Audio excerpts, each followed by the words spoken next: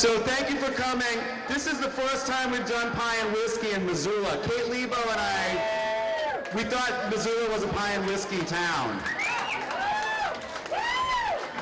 Kate and I started this event in Spokane 4 years ago. We do it at the Get Lit, which is our literary festival in Spokane. We do it during Get Lit in Spokane.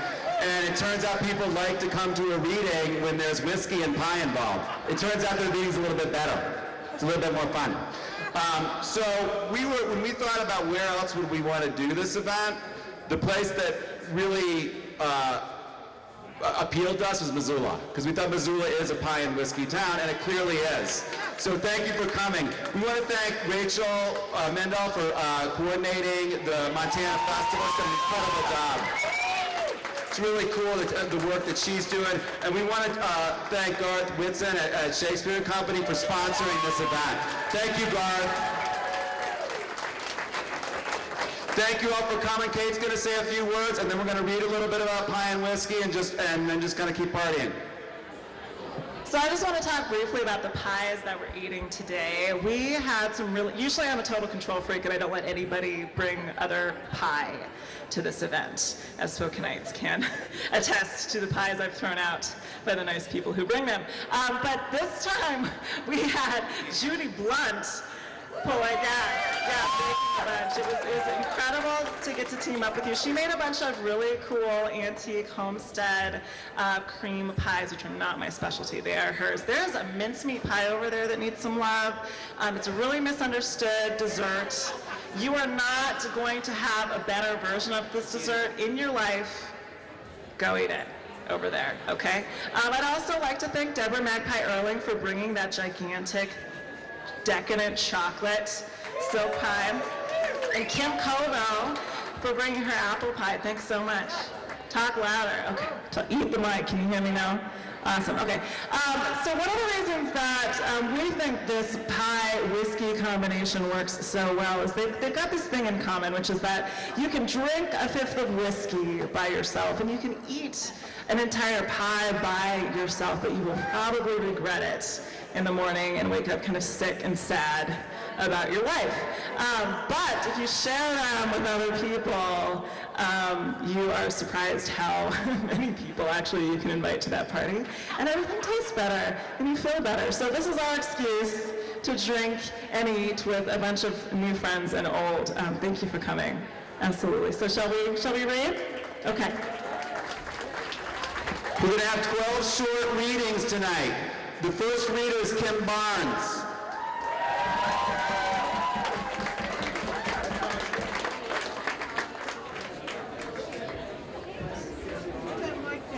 Yeah, how we get move the stand?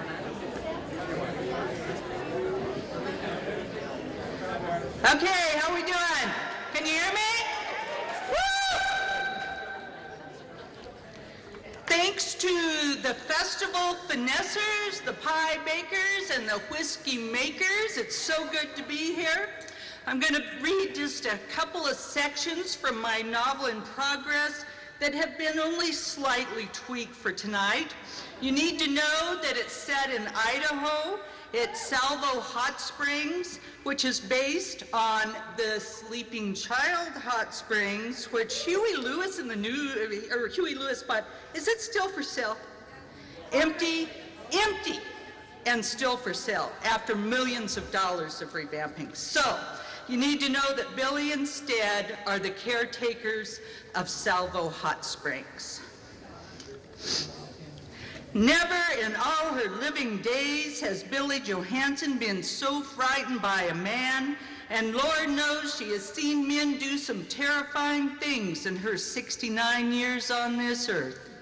The sight of Stead Vanderveer with his hands in a sink of bloody water, shirt hiked up under his armpits, pants down around his ankles, well, it's enough to scare the tar out of any sensible being. Stead turns, his face blank of recognition, as though they haven't known each other half their lives. He holds a dripping buck knife in one hand, a piece of flesh in the other. He looks down at his privates, which means that Billy has to look too, still intact, thank God, and she brings her eyes back to his. What in the world, Stead? She flaps her hands at his nether parts. What's the matter with you? Didn't want to get my pants wet, he says. She wedges her arms beneath her breast, turns her back, hears the click of his belt, and feels the rabbity thump of her poor heart slowing. She looks over her shoulder and sees him tucking his shirt. What did you do, she asks. Cut yourself? He dips his hands into the bloody water, brings up a small roast. Just trying to get this old buck to thaw, he says. She eyes the worn seams of his flannel shirt, the drooping bottom of his canvas pants. He still dresses like the logger he was, the only thing missing his cocked boots, replaced by a pair of Romeo slippers. That meat looks soured, she says. I don't have time to be hauling you to town if you're full enough to get yourself poisoned. You ever seen me poisoned? He says. Billy wants to say that over the past 20 years, she has been watching him poison himself with too many cigarettes and too much whiskey, but she knows better. He would sew up like a possum and not talk for days. Only the two of them on those 320 acres, and she has learned to hold her tongue if she means to have human company. She gives him a good glare, then grabs a broom and begins swiping at the wet path she has tracked across the floor of his cabin. I had a wife once, Stead says. Don't need another. Billy straightens. Vivian had been the closest thing she ever had to a best friend. She believes it hurt her more than it did Stead when Viv had taken Annie and left. Yet another thing she's not sure she can forgive him for. I got a pie in the oven, she says. Don't want it to burn. She replaces the broom, pulls the door shut behind her, and crosses back to the lodge of Salvo Hot Springs, thinking how Stead used to be such a perfectionist. Had to pick every bit of leaf and moss out of the hot pool. Had to leave every pine cone swept from the heliport as though the president himself might be landing. By the way, Sleeping Child Hot Springs has a heliport on top of like its 7-car garage. It's amazing. As though the president himself might be landing, maybe not too much of a stretch since they had been visited by that country western singer with funny hair. And the past November, 3 Playboy bunnies, all dressed in pastel parkas with matching fur trim, all the same kind of pretty. They had spilled from the helicopter like eggs from a basket, helped down by the pilot who tipped his Stetson. They didn't take off their mucklucks, but swept through the lodge with their cell phones in hand, tisking at the lack of reception. They surveyed the fish-themed suites and big log beds with some skepticism, smelled the refrigerators and checked over the number of the water wells perk tests with surprising authority. Billy had tried to imagine the lodge as a Playboy mansion, martinis, cigars, and bunnies on every floor. Men might travel a far piece to find such a place, especially in Idaho. Inside the lodge, she opens the oven, pulls out the pie, bubbling with the last of the previous summer's huckleberries she and Stead had picked and frozen, then goes to the phone. She's not sure she's doing the right thing by calling in what family Stead has left, but she doesn't know what else to do. Stead just isn't himself anymore. When Viv answers, Billy lays it out. His forgetfulness, his confusion, his moods, the way he repeats himself and lapses into a trance, gone off somewhere in his head. You know I don't have it in me to look after him, Billy says. I'm no spring chicken. Put him in the nursing home then, Viv says. Put him in a snowbank. You know I don't care anymore. He deserves what he gets. Oh, it breaks Billy's heart to hear Viv talk that way. No one deserves to lose his mind, Billy says. No one deserves to forget the names of his own kin. There is a moment's silence. Has he forgotten my name, Billy? He remembers you, Billy says. Viv sucks a breath. He probably wishes he could forget. He will forget, Billy says. I wouldn't count on time. Thank you.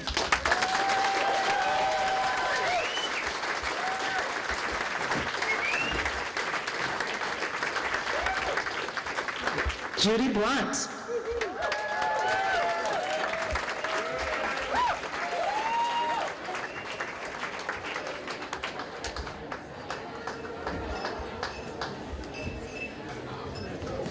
I'm very old.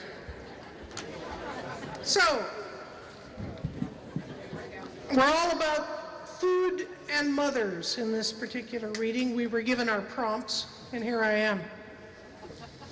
In my job teaching at the university, I find a lot of young people, male and female alike, who are pretty proficient at assembling prefab components and keeping themselves fed, but who really don't cook. They can eat reasonably healthy foods 3 times a day and never soil a stock pot or wear out a paring knife. Cooking old school looks like magic now.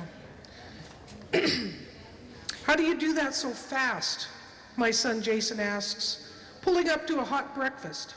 There's a bit of wonder in his voice. He's home on leave from the Army and pretty patient with my attempts to feed him up, given how much time he'll spend working it back off. Breakfast has appeared in the time it took him to shower and pack his shaving kit. I do love a timed event. For me, it's like dancing. I hear that first chord, and with a spark of joy and recognition, I fall into a rhythm I've known since childhood. Ingredients in one sweep through the refrigerator, potatoes scrubbed and grated, peels and all, and put to soak in cold water while pans heat. Sausage links at a slow simmer in a little water, potatoes wrung dry in a clean kitchen towel spread in hot butter and olive oil, onion, a little green pepper diced and tossed in with salt and pepper, lid whipped off the sausage and onto the potato pan. The meat already steamed through starts to brown and sizzle as the last water evaporates. Slice the bread, set the table, pour some juice, flip the potatoes crisp side up, onion side down, roll the sausage to another side and out to drain on a clean paper towel and clean the pan. And back to low heat, a dot of butter melting, 2 eggs side by side, maybe 3. Punch the toaster, grab the butter knife, take a minute to wipe up the counters and put things away. When the toast pops, plate the spuds and eggs, sausage like punctuation, a hot meal in quotes. Buttered toast on a small blue plate. Stick a spoon in the jam jar, July raspberries preserved for this moment. Pour coffee, 2 cups. I sit with him while he eats. I'm well aware that this dance has nothing to do with sustenance. It's about love. It's about the tiny window of time we have before he boards another airplane for another war zone, for another spell of months or years. I want him to leave my house full of old comforts. It's all I can do. As a ranch kid, I learned about this sort of thing, the rules that go with mothers and food. If a calf or colt becomes separated from its mom, it will automatically return to the last place it fed. Always. Working with cow-calf pairs during branding or moving pasture was all about understanding that instinct. We trailed them slow to keep them together. And if they were sorted into separate corrals for branding, we had to make sure they mothered up before they were turned out to new pasture. The minute they feel lost, calves will leave the herd and climb through a dozen fences to get back where they came from. The place where they woke that morning, the spot they last suckled. The cows will pace the first fence bawling. They can't climb through like their slippery little calves did, but they know right where to go when you drop the gate. They line out in a high trot toward a mother and child reunion in the shelter of a grassy coulee umpteen miles back down the trail. But with grown sons, some analogies are best left unshared. We talk small talk. I muse over my coffee as Jason scrapes the last of the egg onto the last bite of toast. He's grown into a big man, thick through the shoulders and chest, 6'3" of lean muscle and precision. He's an Army major, a Black Hawk pilot with the first dust of silver in the buzz of his sideburns. He's seen more of the world than I knew existed at his age. But the way he smiles has never changed, and now he leans back and pats his stomach. He's wise enough to know what I can't say, and we let each other be. You know where to find me. Come back when you can. Come back home.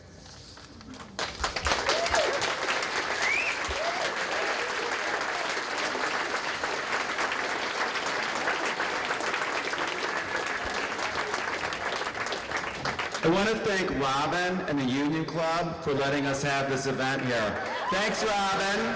Tip your bartenders. Next reader is Deborah Magpie Erling.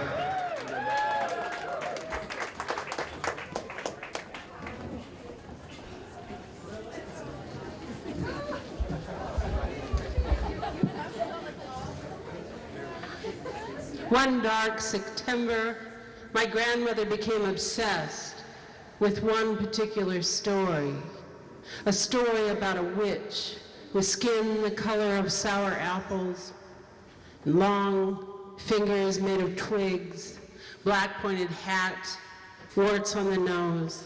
You know, that witch. I was 13, bored and disenchanted. I mean, who's afraid of that witch?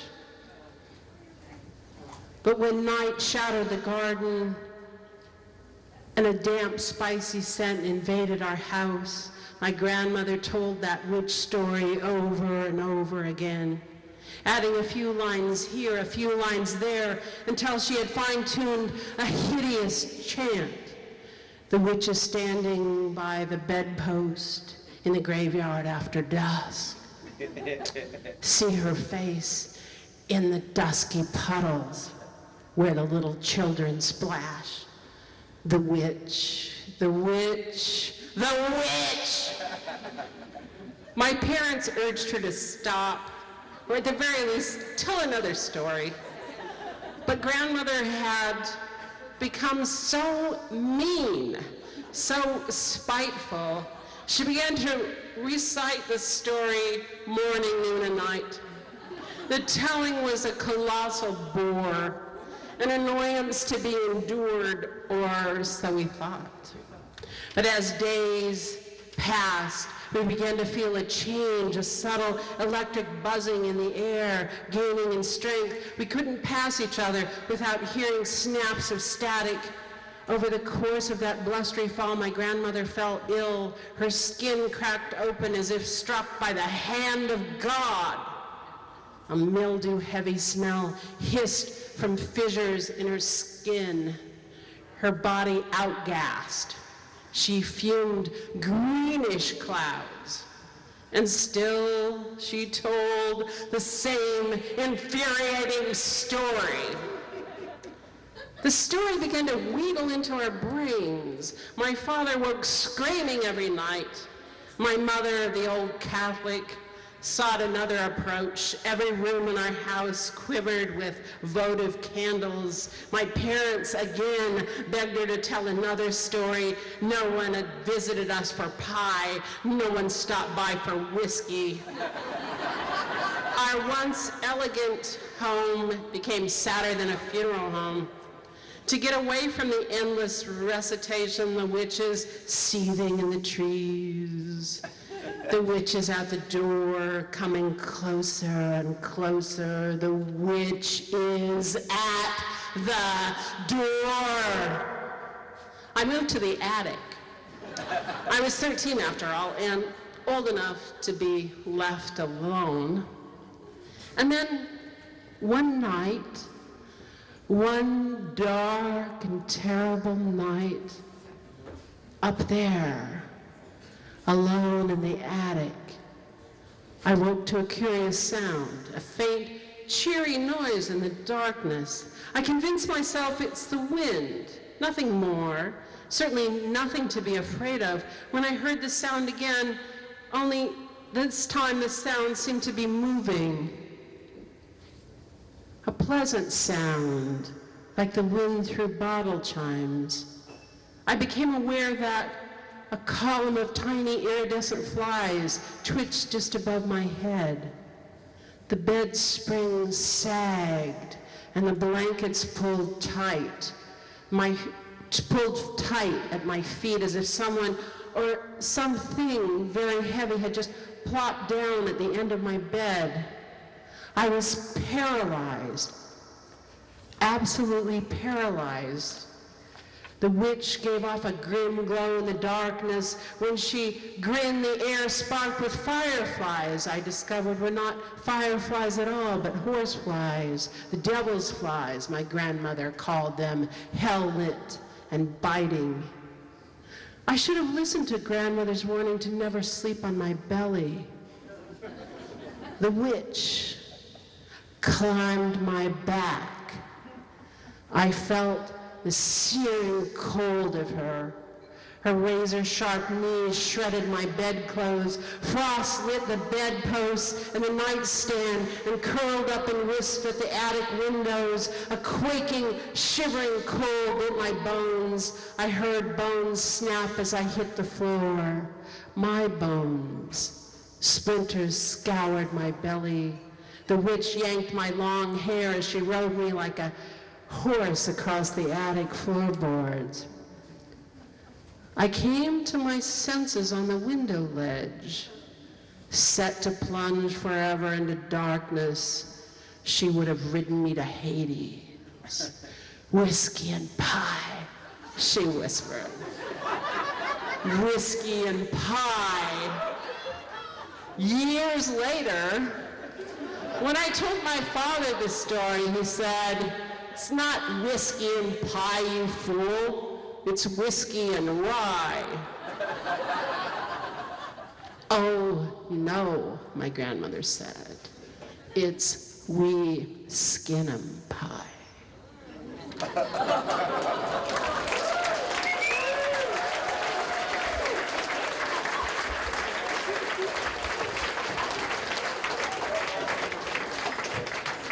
Melissa Kwasny.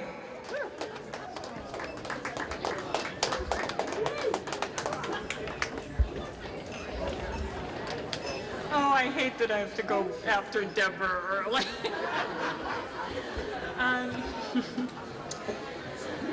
When Sam Ligon asked me to participate in this, I went, me? Okay, I will try. I can't be that loud.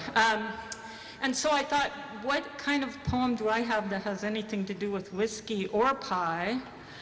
So I thought I'd write one, and because the occasion is so ridiculous, I thought I wrote 40 lines of rhymed iambic pentameter about the WNBA, because he gave us he gave us a prompt that had a whiskey and a red dress, and I went, I can't do a red dress and whiskey poem, so I thought, what could I do instead? So that's became my topic. Okay, here goes. My girls prefer their whiskey straight with ice. Though pie's okay, it doesn't get us loaded. And high is what we want, these days averse to logic. I won't mention Trump, he's sordid. Why not instead discuss the WNBA? How Brittany Griner at 6'8" can dunk, or Shoni Schimmel off the res, her plays behind her back, the funky pass then sunk by Angel. If we don't watch them, who? So Brittany and her wife fought on the floor. We shout, "Oh, Lana Turner, we love you, get up." You make us all look bad and bored. That marriage is not all, we all agree. Yet love is the answer, Lenin said. Sweetie pie, it's not a matter of decree, but look, the NRA would shoot him dead. I walk the roads in evening smoke, the fires are indication of our real dilemma. The planet heating up the crises while controversies rage at AWP. I did not go to Smith or Reed, nor do I wear Doc Martens. What are preferences? Though everybody thinks we're hip and cool, you probably do not get my references. Elena Delle Donne is certainly straight, and handsome Candace Parker has a child, but still they both shoot 98% at the free throw line. The scansion's wild, I know, and out of date. But Skylar Diggins, Agumake, the sisters show no mercy. You have to blame these rhymes on Mr. Liggins. Rebecca Brunson, Bonner, and Dupree, Simone Augustus, Epiphany Prince, Sue Bird, and Maya Moore, Tarasi. Russians pay her more than us to sit it out. Absurd. It's here we see our own are on display. Especially from me, this poem's strange. The topic's queer, if not especially risky. We're 10%, we're legal, we're free range. It's queerer still to combine pie and whiskey.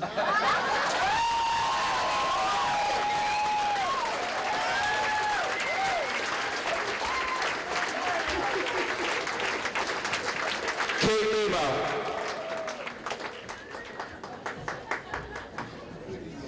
I forgot to thank my pie servers, the lovely people who gave you all your pie. That's Aylin, Holly, Vlad, and Sarah. Thank you so much for keeping us fed.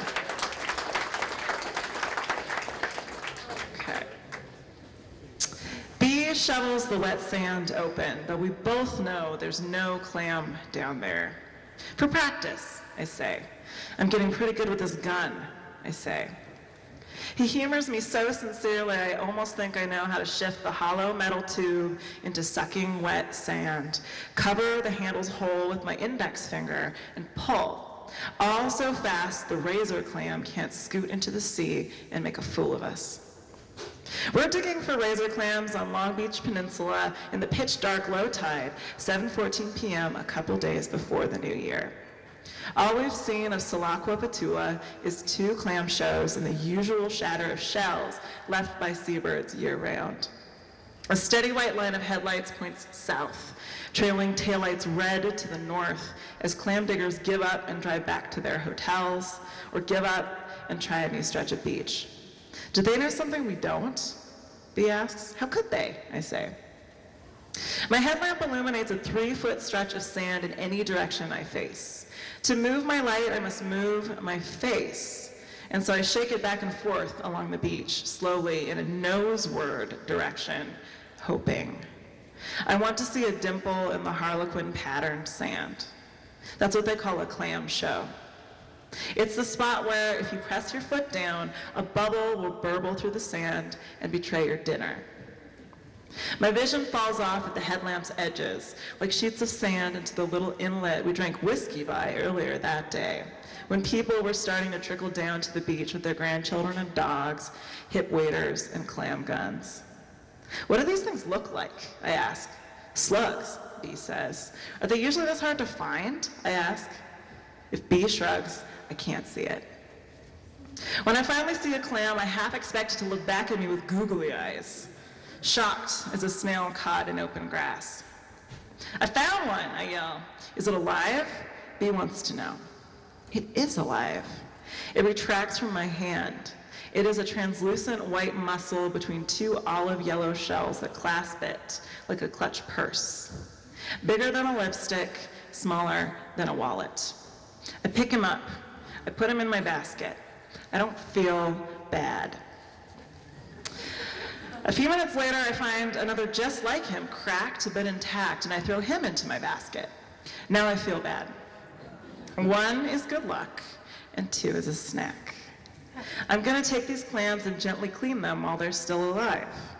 While they're still alive, I'm going to cut their guts out, slice them into pieces, be unable to tell when they've died. Then, I'm going to eat them. All along the beach, I see flashlights and figures huddled in their light, appearing. When B digs for clams, he sticks his whole hand into the hole, all the way up to the wrist. Sand swirls around his arm. In my headlamp, little flecks of mica wink and gleam. Later, when I slip the clam from foot to neck the way B shows me, a dark, particulate goo, not unlike pesto, will smear onto my fingers. That's the stomach, I think, B will say. While I work the knife up the length of the body, the clam's foot will wiggle. It will contract even as I split it open. It won't stop until I cut it into 3 white pieces and lay them on a plate. I'm not as hardcore as I thought, I will say, and I will sip more whiskey to soothe my stomach. B will dredge the clams in flour, egg, and breadcrumbs, transforming them from dismembered corpses into food. A mercy. Cleaning them is easy, he will say. You just cut them open and cut out all the dark stuff. What we did, we make sure the ocean is never behind us. It'll knock you over, suck you out, and kill you, B says. It's too dark to see much of the water, but the ruffles of foam on each wave glow faintly in the starlight. When B says, "Stars," I say, "Where?" When I look up, my headlamp looks with me. We see nothing. We betray nothing. Thanks. It's J. Robert Lennon next.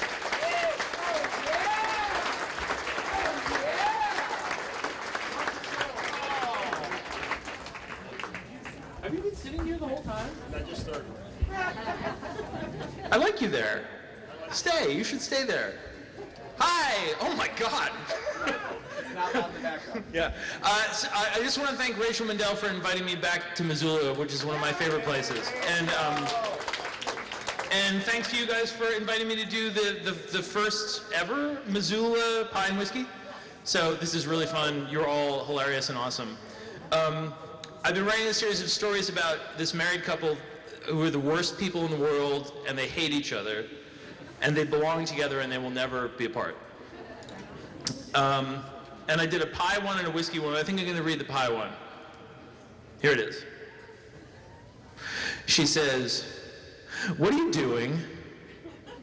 She has just walked into the kitchen. He is concentrating on something at the counter. It is clear by his posture that it isn't going well. He says, "Nothing." "You're not doing nothing," she says. "You've got a bowl and some flour there and butter. You've got a bunch of fruit. I see a cookbook."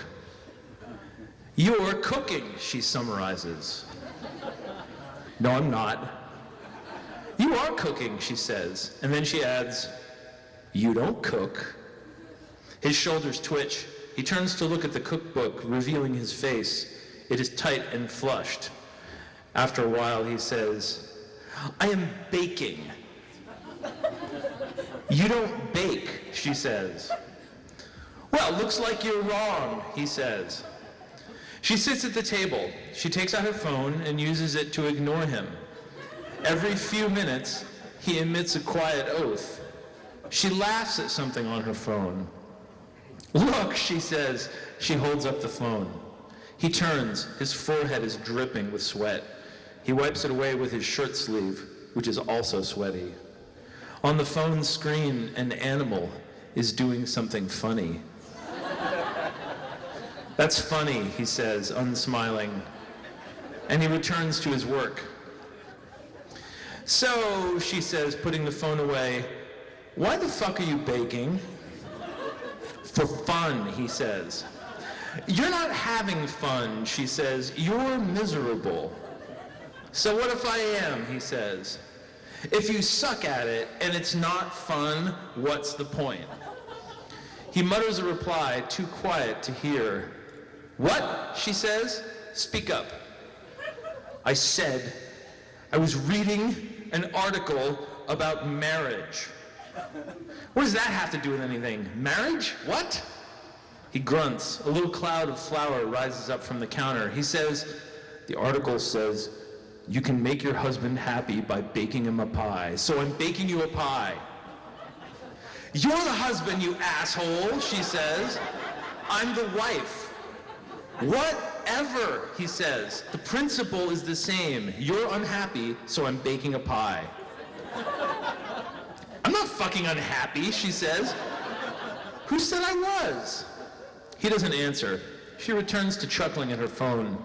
Sometime later, she puts the phone away and goes to him. She says, you're doing it wrong. No, I'm not. Yes, you are. I've got the butter and the flour and the sugar, and I'm putting them together, and it's crap. It's a ball of fucking crap. Move. No. Don't be a baby, she says. Move over. He steps aside, but not quite enough. She pushes him with her hip. He stumbles with an exaggerated motion. This butter is warm, she said. She says, you need cold butter and ice water. Where's the fucking ice water? Ice water, he says. For fuck's sake, she says. She throws everything he has done away. Then, she spends 40 minutes clanking around in the kitchen making a pie. She makes a crust, and then she makes the filling, and then she puts more crust on top of the filling, and she puts the pie into the oven. During this time, he retreats to the table and sits very still with his head in his hands. When she joins him at the table, clapping the excess flour from her hands, he abruptly gets up, his chair clattering to the floor behind him. He runs from the room. A moment later, a distant door slams. When the pie is ready, she takes it out of the oven, cuts a piece, and puts it on a plate. She brings it up to the bedroom, but the door is locked. Open the fucking door, she says. No. I brought your pie. I don't like pie, he says, his voice muffled by what sounds like a pillow. Of course you do, she says. Everybody likes pie. I don't like hot fruit. You don't like what? What kind of fucking phobia is that? I didn't say I was afraid of it, he says, more clearly now. I said I didn't like it. Baking makes the husband happy, she says. I'm setting it down here in the hallway, and you better fucking eat it. I spent a fucking hour baking it for the sake of our marriage. You're gonna grow up and eat it, and it's gonna make you happy. If I come up here in 15 minutes and I don't see an empty plate outside this door, I'm gonna break in there and fucking force feed you marriage therapy. Do you understand? He doesn't answer. She goes downstairs, serves herself a piece of pie, and laughs at funny animals on her phone while eating it. Meanwhile, upstairs, the door opens a crack and a hand snakes out. It drags the plate of pie through the opening. The door closes. A few minutes later, the sounds of crying can be heard, followed by the sounds of eating. Thank you.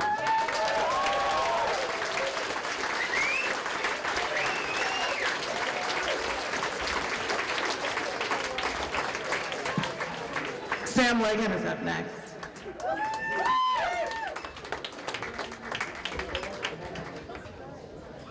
This is called drunk yoga. Do you know what's better than hot yoga and power yoga and Bikram yoga and donkey yoga, and that's guaranteed to become a major spiritual healing practice in about 5 seconds? Drunk yoga. That's right. Also known as whiskey yoga or mindlessness yoga, or you still seem to be gaining weight, but who cares yoga.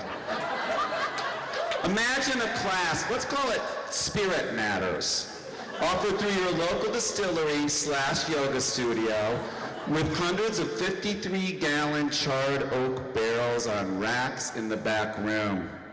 This place smells like a forest, but with trees full of booze.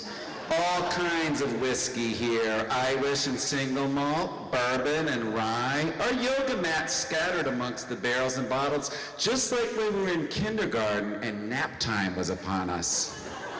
Booths line the periphery of our sacred space, selling jewelry and shoes and mala beads. Nothing we need particularly, just stuff we want. Nothing that will fill our bellies, aside from the small plate offerings and salads and large plate offerings and desserts, but food for the soul. Nobody needs a $278 free trade natural poly blend yoga jacket. But we'd all be better off if we had one. In Spirit Matters, the teaching of the great yogis, with modifications suiting our purposes, will illuminate our path to enlightenment. We'll study Rodney Yee's wisdom that the most important pieces of equipment you need for doing yoga are your body and your mind. And maybe an old-fashioned or two. We'll embrace T. Gillimet's aphorism that a photographer gets people to pose for him. A yoga instructor gets people to pose for themselves. But either way, you always seem to be posing. What's wrong with you? We'll consider sharing Gannon's observation that you cannot do yoga. Yoga is your natural state. What you can do are yoga exercises. Or maybe you prefer a shot with a beer back at some of these delicious hot wings, mild, spicy, or inferno.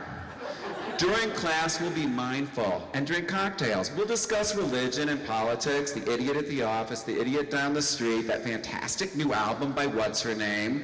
We'll bond, we'll cleave apart, we'll argue, we'll heal, and then we'll put on our yoga pants and start posing, using modified standard positions. In drunk yoga, downward facing dog becomes downward drunken dog. Extended handed big toe becomes, I can't do this at the moment, I'm mixing a cocktail. Sun salutation becomes, you guys are so awesome, who's got an extra cigarette? And one-legged king pigeon becomes, when you really get down to it, when you really consider why we're here, wait, what's your name again? What were you just saying? Corpse pose will remain corpse pose. But we're never going to do corpse pose, even though some masters insist that it's a spiritual taproot, the mother of beauty. We've got other thoughts on the mother of beauty, other taproots. We're not going to be quite that mindful ever. We're going to practice drunk yoga, and we're going to be seen in prohibition nostalgic bars with Civil War beards. We're going to soothe ourselves with spending and televised sports and drunk yoga. And when we tire of drunk yoga, we're going to invent other yogas, better yogas, Twitter yoga and tattoo yoga, save the children yoga and yoga for the criminally insane, fat yoga, skinny yoga, born again yoga, barely born the first time yoga, attire consumers yoga, yoga for the shopped out, sold out, burned out, blissed out. All of us doing yoga all the time, grunting and sweating and breathing our way to the holy hole.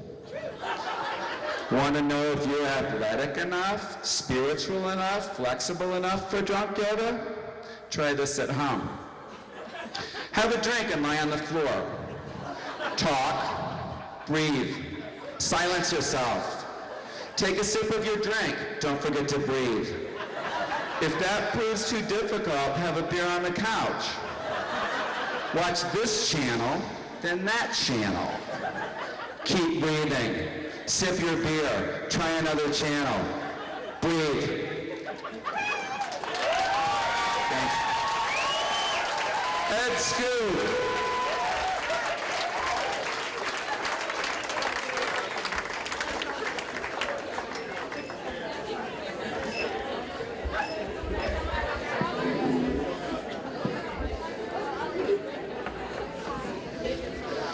These are all very difficult to follow. Not one of them I'd want to follow, including that one. Have there ever been this many people in the Union Club? Yeah. The answer is yes. All right.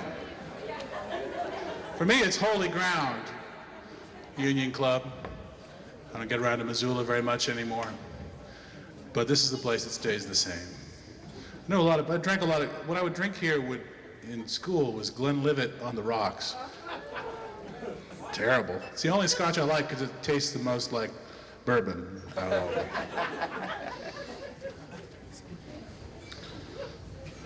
It's a poem called Black Rolling Bag, Full of Pie. That last part's added recently.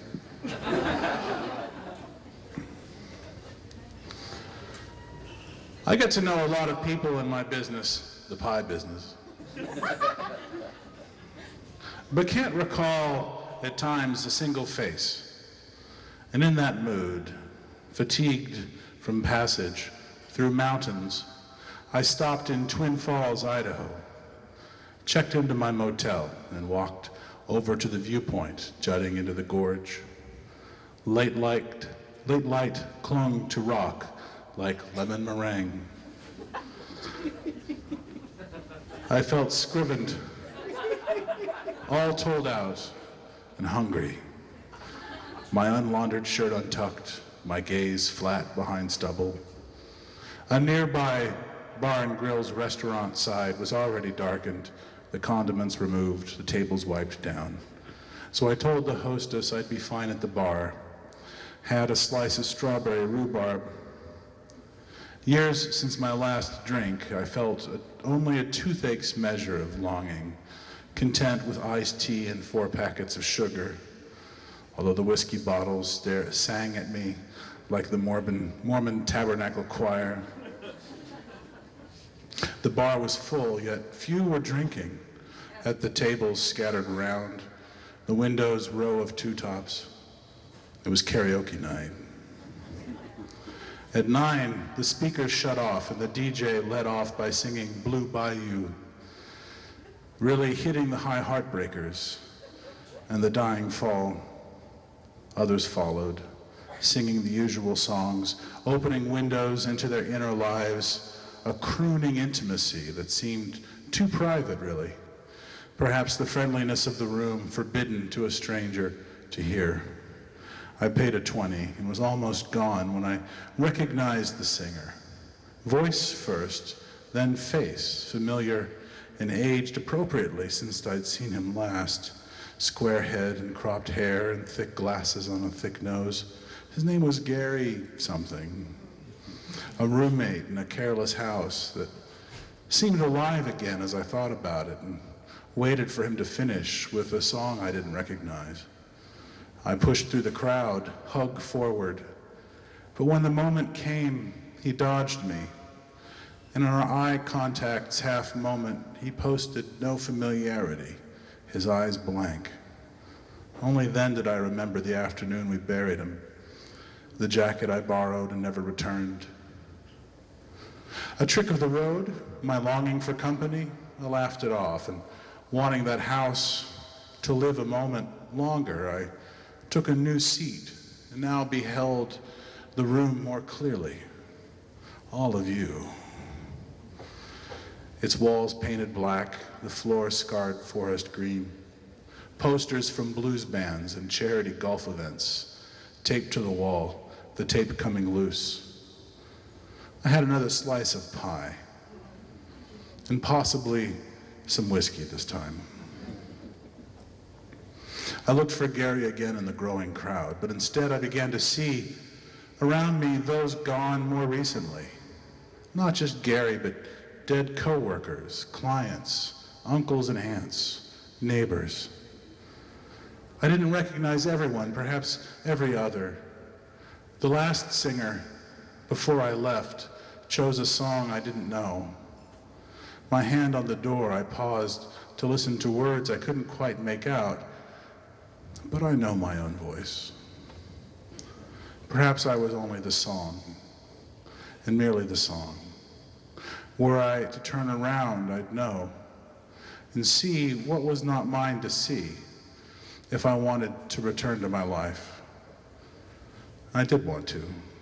The strength of that want opened the door, and I hurried back to my car and drove straight out of town without retrieving from my motel room my black rolling bag with its few changes of clothes, its various pies. Whatever I had left, I could replace.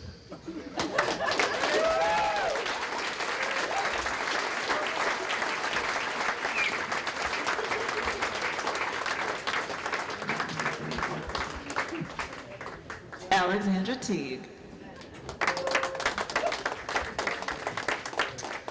So this poem began with an epigraph that Sam sent us as a prompt, which is, after mother dyed her red dress, continued baking pies.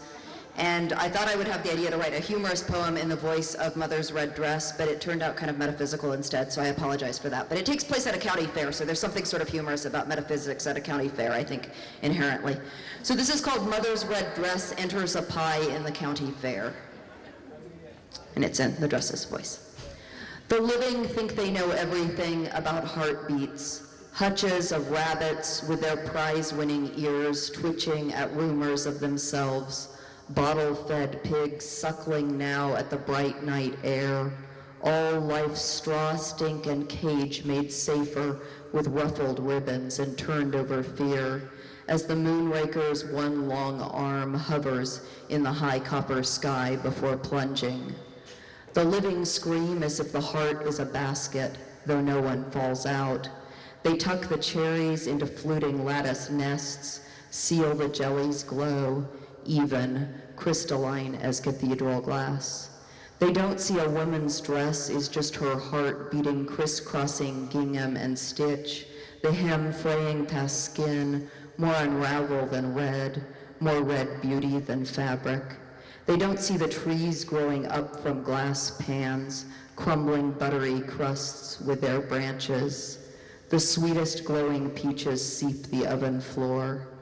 The living put mystics into bell jars, add pectin to set God into flesh. Santa Rosa scouring her lovely face with pepper and lye to end attraction, to shut desire down like an electric ride, as if any place can't become a fair, lights spilling over fields as the judges close their eyes to taste, noting lemon for infinite, nutmeg for unreal, unknowable. They eat my pie as if it were more delicious than their own hunger. Thank you.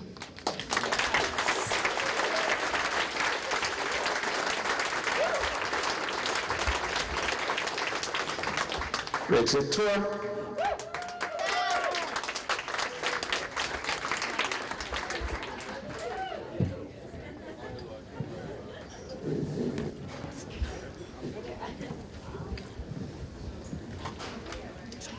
The Old Town.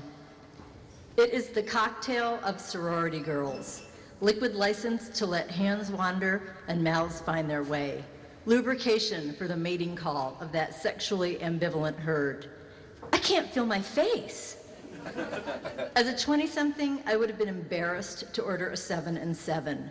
It seemed a bad cultural signifier, and I was concerned then with signifying. Now, though I cannot taste the difference between cheap liquor and more spendy brands, I will buy upscale whiskey in well-formed bottles and mix it with Diet 7-Up. Into a fizzy glass, I will plop 4 maraschino cherries and spoon in enough juice to make it sweeter than bad pie. And pink. I am, 3 decades later, finally secure enough to drink something pink. Scotch and soda was what I drank then. I didn't like the color, didn't like the taste, didn't like the smell, but after college, when I worked in editorial at a publishing house that had, only a few years before I joined, celebrated its quincentenary, 500 years of publishing Bibles and often dull monographs by dusty scholars, I drank Scotch. Days I read manuscripts on international telecommunications policy and the Masonic movement in Western Massachusetts, and at night, I went with production assistants and copywriters and publicists to the Old Town. They ordered pitchers. I drank Scotch because I couldn't abide the taste of beer and because Scotch seemed like a serious drink. It was important then to appear serious. I ordered it with soda because I liked the romance, liked saying Scotch and soda, liked how the bubbles tamed the bite. The Old Town was just a bar we went to, a close enough walk from the office, dark, not dingy. Maybe there was food and maybe the food was good. I could never afford to both eat and drink, and so stuck with well Scotch because it felt more necessary. It was just the Old Town with a long marble and mahogany bar and high ceilings of hammered tin, which meant something to people who bought apartments in New York, but were only words to me. The floor feels sticky in my memory. The narrowness made it overcrowded if you hadn't already snagged a booth. Our jobs let us off early enough to settle in before the slick-haired arbitrageurs and traders came wearing their improbable suits. In a few years, they would be aping Martin Sheen, playing Gordon Gekko, quoting Sun Tzu. They would not know we had published a translation of The Art of War. We might brush against them at the Dublin House on the Upper West Side after a softball game in Central Park, or at Chumley's on a rare night downtown. Maybe we'd all get postcards invites to the parties at Area and the Palladium and Limelight, but we lived in a different city. They had money and youth, and we had youth and moral superiority. When you're 24 years old and paying more than half your salary to rent what the building calls an apartment, but is really a converted hotel room no bigger than an area rug, where when you sit on the toilet, your knees touch the door, and the kitchen is a corner by the window with a mini fridge and a hot plate, and you spend your days editing manuscripts that become books only a handful of people will ever read, you need to believe in your moral superiority. Unalienated labor, I called it, proud that my age exceeded my salary. I used possessives and plural pronouns with enthusiasm, returned the calls of my authors promptly, told them we were thrilled to be publishing their book. They would come to Manhattan from their small college towns, and I would take them to Keen's Chop House with its collection of clay pipes and its men's club smell. They would order shad roe or calf's liver with onions, and I'd say to them when the waiter came around, "What would you like?" signaling that it was I who had the expense account, that I, with 2 frizzy hair and street earrings and a Coach bag and desperate shoes, was to get the check. I didn't realize that these academic men were happy to be bought lunch. Sometimes they'd ask me to dinner. I wouldn't say yes unless I'd already met and liked them, but often I liked them, and they liked me. I didn't know they experienced my wanting to publish their work and wanting them as interchangeable, that my eagerness made me attractive. I was the attentive audience, the ideal reader. For many of them, that was enough, more than enough. They touched me in the arm, placed a hand on the small of my back as we entered the restaurant. On these nights, they would tell me they were paying, and they'd take me to Café des Artistes or to the bar at the Essex House on Central Park South, which, if you looked at the sign from far enough away, seemed to read Easy Sex House. Close your eyes, one said, and I felt his hands just above my knees where my short skirt couldn't reach. He cupped a pair of malachite earrings he'd brought back from South Africa. "For you," he said. I finished my scotch and soda, and then, before I hailed a cab, let him kiss me in a dark doorway. "You're married," I said, and he said, "Yes, yes." "And you," he said, "you." They went on to college presidencies and confirmation hearings and endowed professorships, these men. Now I hear them on NPR or see them quoted in the New York Times. Remember how I'd served for them as a magnifying mirror and blush at the power I once thought I had.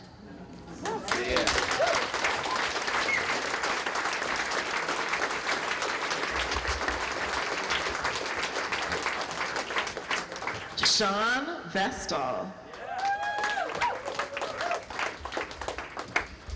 I'm going to lay down for a second. It's yoga. Sorry. Can you hear me? Can you hear me now? Sorry. All right. This is called Frito Pie. It's time to eat, but Mom wants to talk. Name your favorite food, she orders in a slurry, deliberate voice. She has called us to dinner, my sister and I, and we arrived to find her sitting with the blinds drawn and nothing on the table but a fine pelt of dust, and my mother's juice glass, half full of amber liquid that looks like apple juice and smells like Listerine. And we have no idea what is going on, but something is certainly going on. Come on, Mom growls. What's your favorite food? It is not clear which one of us she's asking. My sister says pizza, resentfully. And Mom slaps her hand on the table and shouts, "That's like saying your favorite food is sandwich." My sister says, "I have literally no idea what you're talking about." My mother says, "Literally," and takes a wincing sip from the glass. Another sip that looks as if it is causing shooting pains in her face. She turns to me. Buddy? I guess pie, I say. I am thinking of the chocolate cream pies my sister buys with her Safeway money. On Fridays after school when she gets her checks, the frozen chocolate cream pies with whipped cream piped along the edges, which we eat straight from the pan, forks in hand, pie on the carpet between us, while we watch television in those wonderful, luscious hours before our parents return from work and begin orbiting in separate, angry spheres. Mom stares at me contemptuously. What did I just say, she asks. What did I just say about pizza and sandwich? I try to remember. Everything seems to be happening behind a thick pane of glass. She breaks her stare, takes another face-hurting drink, and sucks air through her teeth. You children, she says. Pie, she says. My sister says, screw this, and scoots back her chair. Mom slaps the table again. Sit down, she says. And my sister, who never actually stood up, scoots her chair back in. Her obedience is astonishing and then frightening because she never obeys. Mom sighs heavily as though she is exhaling the mass of her body. Whenever anyone tells me they like pie, they love pie, I always say, yeah, you like pie? Have you ever had Frito pie? Pie lover? Strips of sunset are poking through the blinds, lighting up the hairy dust on the table. Mom stands, tips up her glass, lunges into the kitchen. From the cabinet above the fridge, she pulls down a bag of Fritos, and from the Lazy Susan under the counter, she retrieves a can of chili. Fumblingly, she opens the chili, sticks it in the microwave. My sister says, you're not supposed to put metal in there, and Mom says, just who is the parent and just who is the child here? The microwave sparks and smokes. Mom brings the bag of Fritos to the table and sets it face down in the middle, ceremoniously, grandly, between us, her children, and she tears it open along the back seam, making a crinkly bowl of the bag. The smell of greasy fried corn wafts up into the scorched Listerine air. She puts on an oven mitt, reaches into the cupboard, brings out a bottle of whiskey and splashes some into her glass and some onto the counter, puts it back, opens the microwave and takes out the chili, label blackened, carries it to the table, can in mitted hand, whiskey in the other, and upends it over the gaping bag. 2 drops of red liquid fall onto the curled tan chips, and Mom says, holy jumpin' Jesus Christ. And a can-shaped cylinder of chili slumps onto the Fritos. She hands us each a fork and says, dig in. My sister and I look at each other, and in that look, we divide ourselves from everyone in the world. Mom and Dad included, Mom and Dad especially. We cease with that look being unwitting about our station. We are prisoners, like the prisoners in Hogan's Heroes. And we will now begin our prisonerhood in earnest, unflaggingly, eyes open, with secrets and subterfuge and underground tunnels and microphones in the teapots, and the cheerful, sustaining knowledge that someday we will be free. And until then, we will humor our captors. Where's Dad? My sister asks. Mom takes a heaping forkful of Frito pie into her mouth. Bits of chip and bean fall to the table. She says, gone to see a man about a horse, and snorts. Bits of Frito pie flying into the Frito pie. And my sister says, with massive, glorious sarcasm, he went to the bathroom? And Mom says, never you mind. She eats and eats. At some point, she begins talking, telling us a story, I think. But between the huge mouthfuls of Frito pie and the slurring, and then eventually the weeping, it is impossible to understand her. Thank you.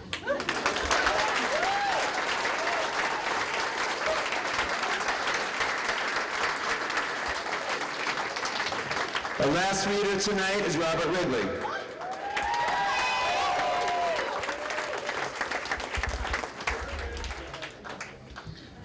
Always good to be in Missoula. This is a tragic little poem called Pie and Whiskey.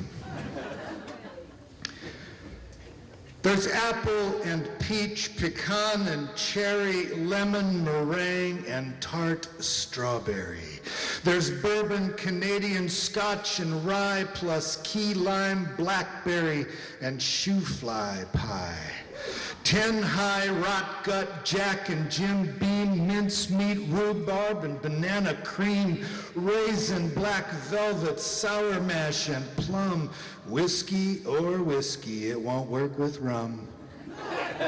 Pork pie and pumpkin, strawberry cream and pot, good with a little whiskey, better with a lot. Kidney and apricot and old wild turkey and some abomination made with chunks of tofurkey. There's Dickel and Knob Creek and chocolate and mud. No Jägermeister, please. It tastes like Vapo Rub. A friend says pie's love and cake is pure lust, and it can't be a pie with a graham cracker crust. He will not drink any whiskey but bourbon and finds small batch stuff too hipster urban. Now me, I love chess pie and hot Irish coffee. I love to dunk in that whiskey broth such toffee as almost pulls my fillings loose with Middleton, Redbreast, or Old Blue Caboose. Oh, pie and whiskey, whiskey and pie, Dalwhinnie and Oban and Whistlepig rye, cheese pie and hare pie. Now wait. By that I mean rabbit. The luckiest of you might have had it. There's Basil Hayden's and blueberry cream and Fandango boysenberry sweet cheese supreme, Sazerac sweet potato Tullamore Dew. The list goes on endlessly, I think, don't you? But pie crusts like skin, both salt and sweety, and the word whiskey derives from aquaviti. That's the water of life, friends, and it's fierce and it's strong, and it's crust that makes the pie perfect, unless I'm wrong. So eat and drink and nibble such pastry as you're lucky to come upon, and may it be tasty. With Talisker, Jameson, and all fine pie's delight, may we all drink and eat and more tonight. Thank you.